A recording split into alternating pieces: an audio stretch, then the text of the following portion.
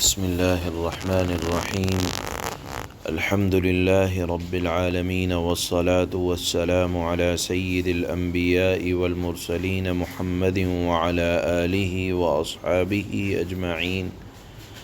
أما بعد، فأعوذ بالله من الشيطان الرجيم. بسم الله الرحمن الرحيم.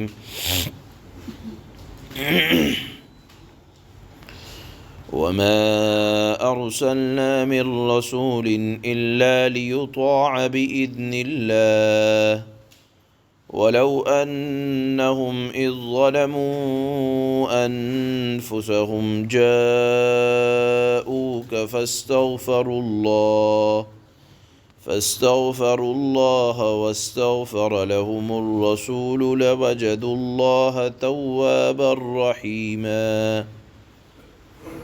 صدق اللہ مولانا العلی العظیم.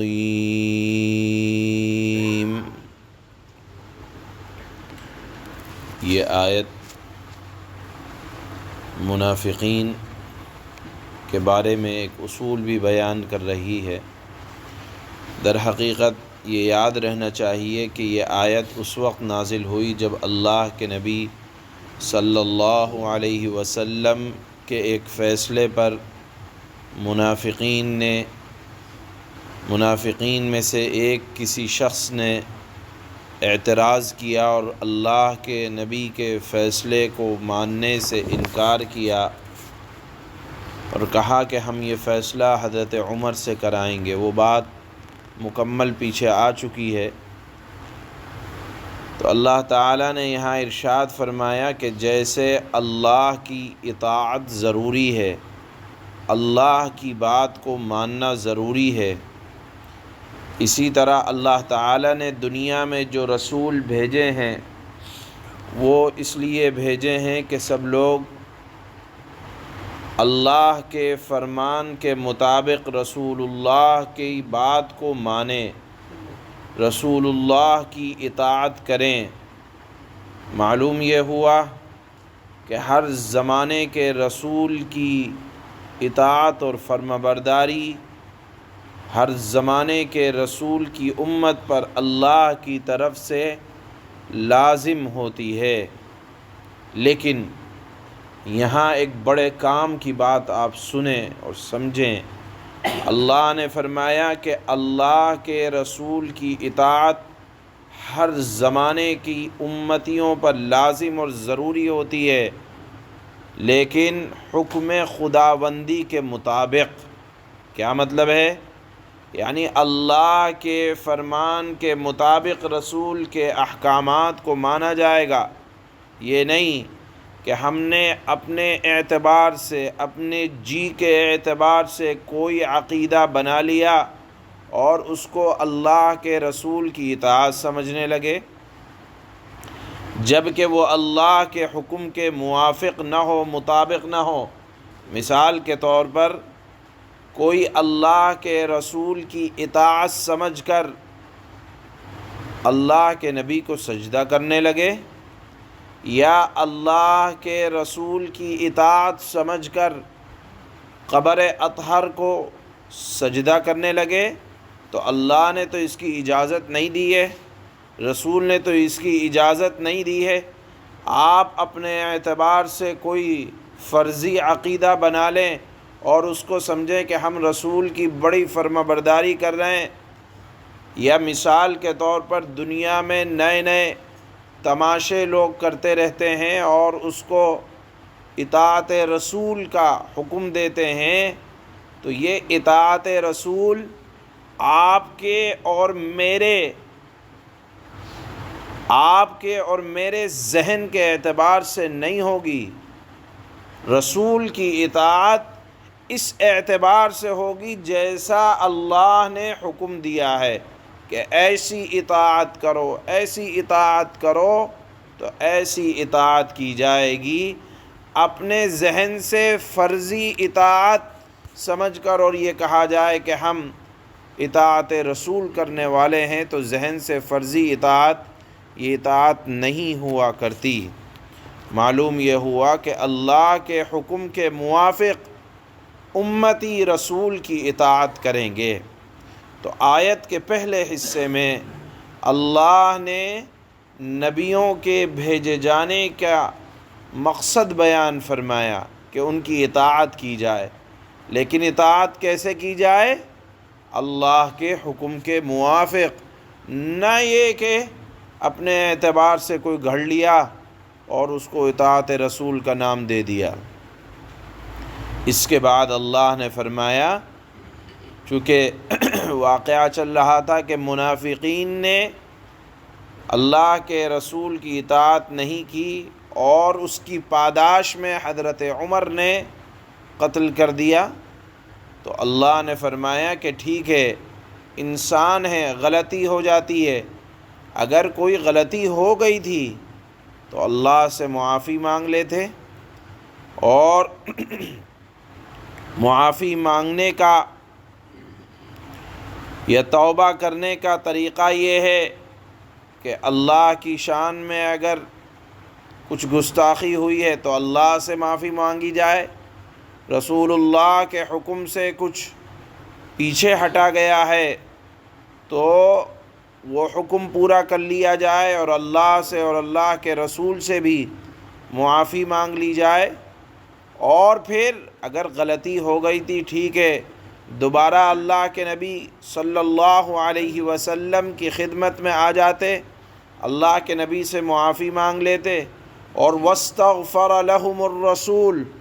اور رسول ان کے حق میں دعائے مغفرت کرتے، تو اللہ نے فرمایا لَوَجَدُوا اللَّهَ تَوَّابًا رَحِيمًا، تو اللہ تعالیٰ کو وہ لوگ توبہ کو قبول کرنے والا، انتہائی رحمت کرنے والا پاتے۔ نہ یہ کہ انہوں نے اللہ کے رسول کے فیصلے کو نہیں مانا اور بعد میں جب حضرت عمر نے بدلہ لیا تو تعویلیں کرنے لگے کہ حضرت عمر نے غلط کیا، ایسا کیا، تو اللہ نے فرمایا کہ غلطی ہو جانے کے بعد جھوٹی باتیں بنانے سے بہتر ہے کہ اللہ سے توبہ کی جائے اور رسول اللہ صلی اللہ علیہ وسلم کی خدمت میں آ کر ان سے بھی درخواست کی جائے کہ ہم آپ کی خدمت میں آئے ہیں، آپ ہمارے لیے اللہ سے دعائے مغفرت کریں۔ اور اللہ کے نبی صلی اللہ علیہ وسلم اگر کسی کے لیے دعائے مغفرت کریں تو ایسا نہیں ہو سکتا کہ توبہ قبول نہ ہو۔ یہاں یہ آیت امتیوں کے لیے بڑی، یہ کہا جائے کہ امید دلانے والی ہے، اس لیے کہ یہ آیت اگرچہ خاص منافقین کے سلسلے میں نازل ہوئی، لیکن علماء امت نے لکھا ہے کہ اللہ کے نبی صلی اللہ علیہ وسلم کے دنیا سے پردہ فرمائے جانے کے بعد بھی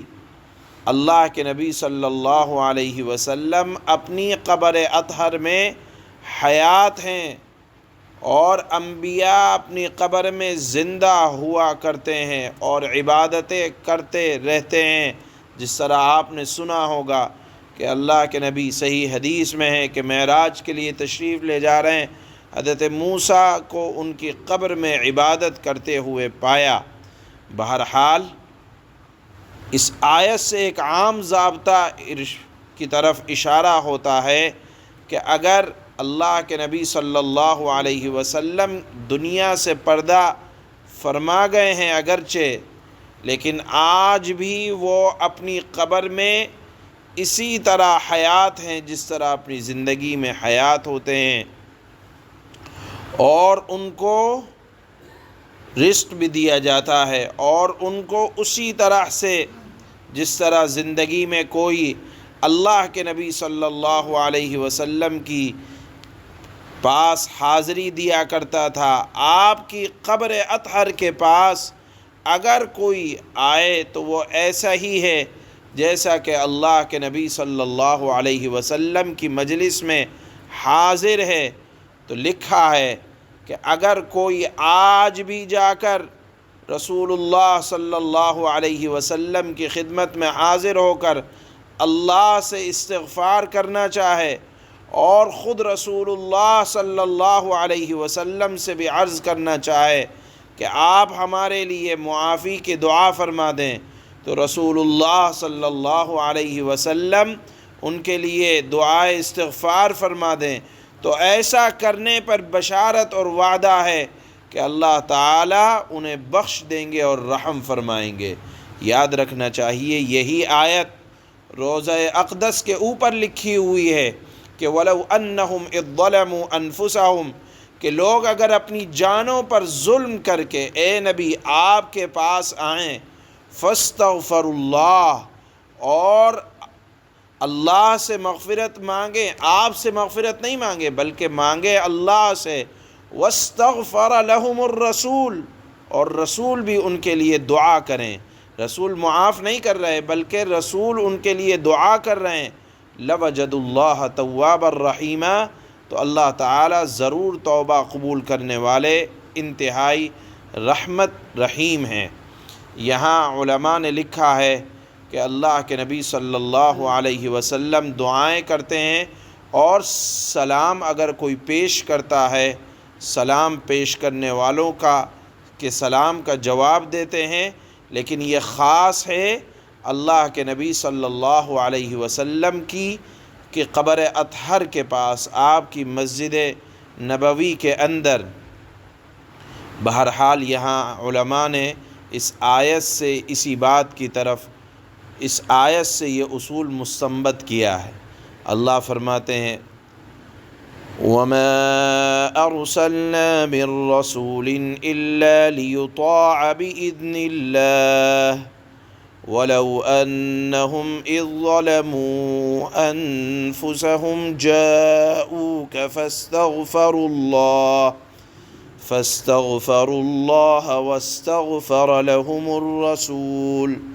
واستغفر لهم الرسول لوجدوا الله توابا رحيما۔ اللہ فرماتے ہیں ہم نے کوئی رسول اس کے سوا کسی اور مقصد کے لیے نہیں بھیجا کہ اللہ کے حکم سے رسول کی اطاعت کی جائے، اور جب ان لوگوں نے اپنی جانوں پر ظلم کیا تھا، یعنی منافقین کا تذکرہ ہے، جب ان لوگوں نے اپنی جانوں پر ظلم کیا تھا، اگر یہ اس وقت تمہارے پاس آ کر اللہ سے مغفرت مانگتے اور رسول بھی ان کے لیے مغفرت کی دعا کرتے، تو اللہ تعالیٰ کو یہ لوگ بہت معاف کرنے والا اور انتہائی بڑا مہربان پاتے۔ یہی آیت اللہ کے نبی صلی اللہ علیہ وسلم کے روضہ اقدس پر آج بھی لکھی ہوئی ہے۔ سبحان اللہ و بحمدہ، سبحانک اللہم و بحمدک، اشہد ان لا الہ الا انت۔